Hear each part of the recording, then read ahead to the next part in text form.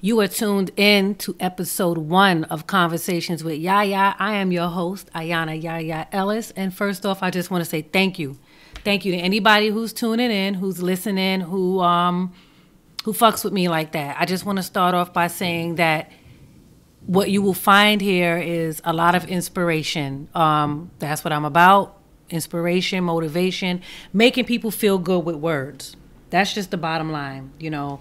Everybody needs some type of motivation and inspiration. Everybody needs something to listen to every once in a while that's going to make them go a little harder, try a little harder, and want to live another day. And so if that's what you're about and that's what you need, you come here. I talk about everything and all things relationships and people because that is my expertise. Okay, that's my thing. That's what all my books are about. If you do not know me, my name is Ayana Ellis, and you can find all 7 of my books on Amazon.com. And welcome.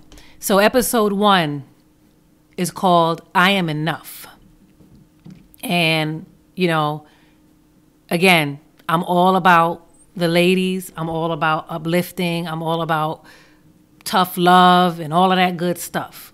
So, you know, and I find that, you know, it's hard. It's hard for a lot of people, a lot of women, especially in today's society, because nothing is ever good enough for anybody. You get ridiculed for everything, right? Everything. And so, you know, I'm just here to represent for the young girls, the domestic violence survivors, the underdogs, the creative motherfuckers, the 9-to-5ers, the entrepreneurs, the women who are out here that just want to wake up and not be compared to anybody else. The women that just want to be left the hell alone and adored for who they are. Because it's always something these days, you know? Like, we can't stand in our bare naked truth for 2 seconds without someone comparing us to somebody else, pointing out what this one has, what that one doesn't have, what we should look like, what we should be shaped like, how we should wear our hair, what color it looks dumb on us. It's always something. We have turned into the most competitive, petty, unrealistic, plastic, mean, and hurtfulest era I've ever witnessed. And yes, I said hurtfulest. I know it's not a word. But the more you listen to me, the more you will hear that I don't know how to pronounce a lot of things. I have a hard time. And I make up shit. Okay? So hurtfulest, jot that down. That's the first made-up word you're going to hear. But, you know, it's like if you're not careful with your surroundings, you will find yourself being invited into a competition in a race that you didn't even sign up for. You know, you can't even say you jogged 2 miles without someone congratulating you and telling you about the time they jogged 4. You can't do anything these days without somebody bringing up what they did too or what they have. Like, it's second nature to be competitive. It's like, I don't even think people are aware of how competitive they're being.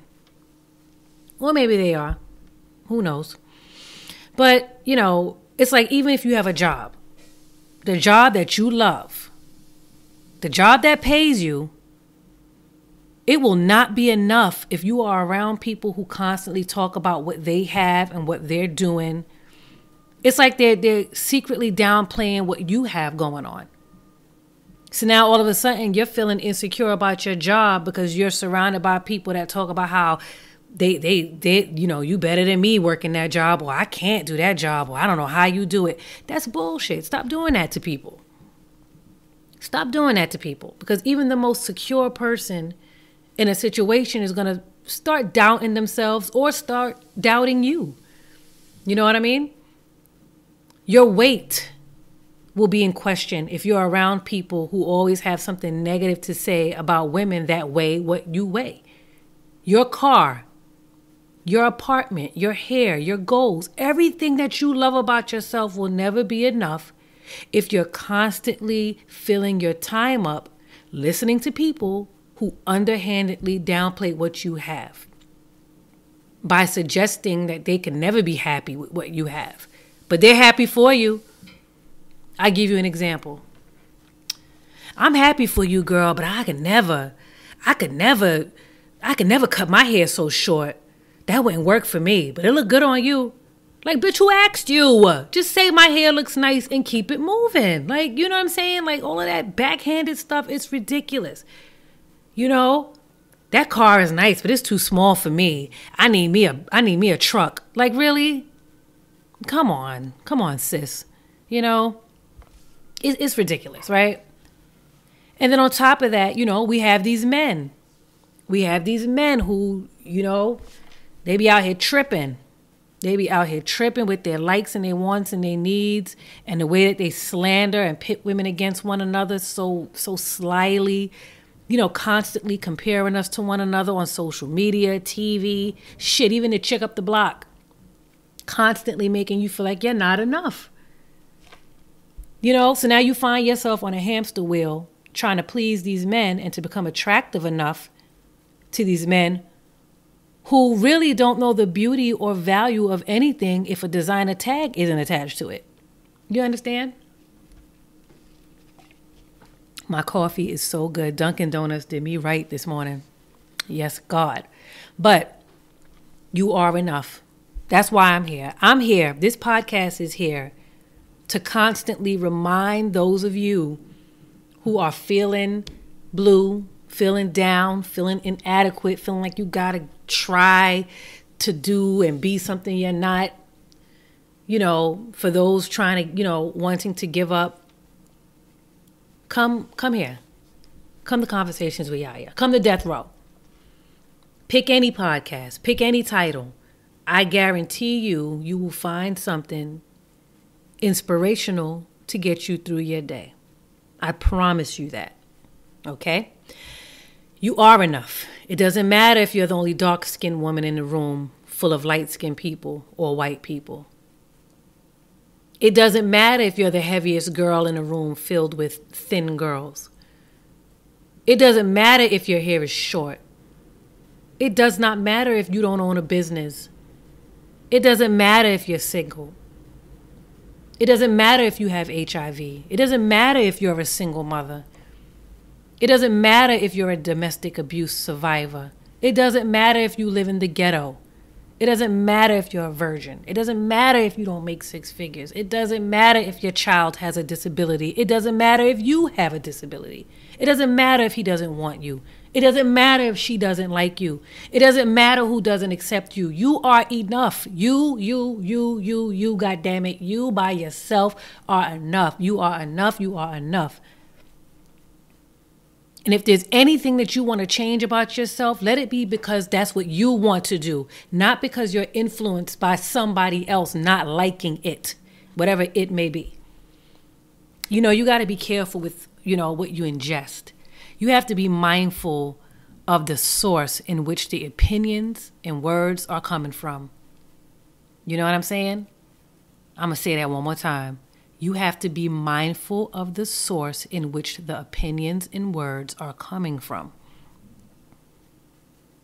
Do not be easily impressed or swayed, because you will be surprised that there are people who so-called have more than you that are a bit envious of you. Because it's not about things. It's about what's inside. It truly is. And there are people that cover themselves up with things because they're trying to hide what's inside. You understand? So you will come across people that'll say, I don't have a reason to hate. So why do you? It's because you have hate inside. You understand what I'm saying? Let that sink in for a minute. If you want to switch up your goals, do it for you. Everything that you do, make sure it's not because of any outside influences. Do it for you. And just know that in the meantime and all of the time, you are enough. Regardless, you are enough. During the transition, during the shift, during the waiting process, you are enough. It's going to feel weird when you leveling up and glowing up and changing and elevating and all that good shit. It's going to feel crazy. It's going to feel real crazy. You're going to find yourself by yourself without even planning it. That's the beauty of it. You're not maliciously detaching yourself and isolating yourself.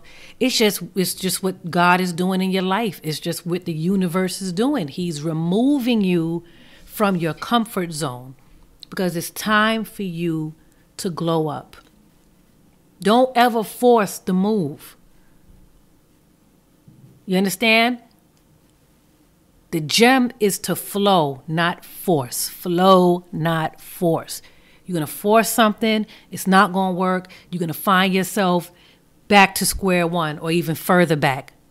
Now you got extra work to do. For what? Just chill out. And don't make moves unless your heart is in it. Don't make moves to impress nobody, to please nobody. Do you.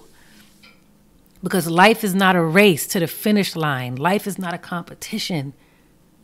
Life is to be lived on your own terms. Do what you like. Your life and your walk should be slow and deliberate, making sure you stop, breathe, and appreciate what you have.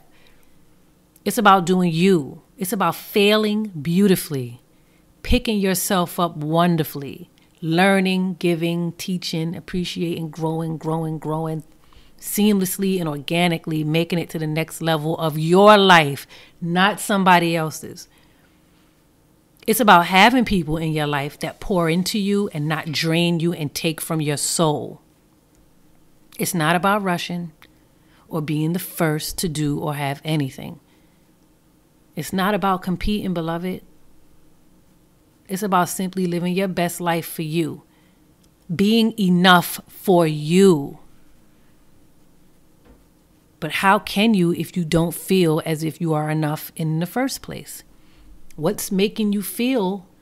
Who is making you feel like you're not enough? What are you watching? What are you listening to? Who are you hanging around? Why don't you feel like you're enough? Be inspired, not envious. This is Conversations with Yaya, round 1. Thank you for listening. I hope you come back. Please share.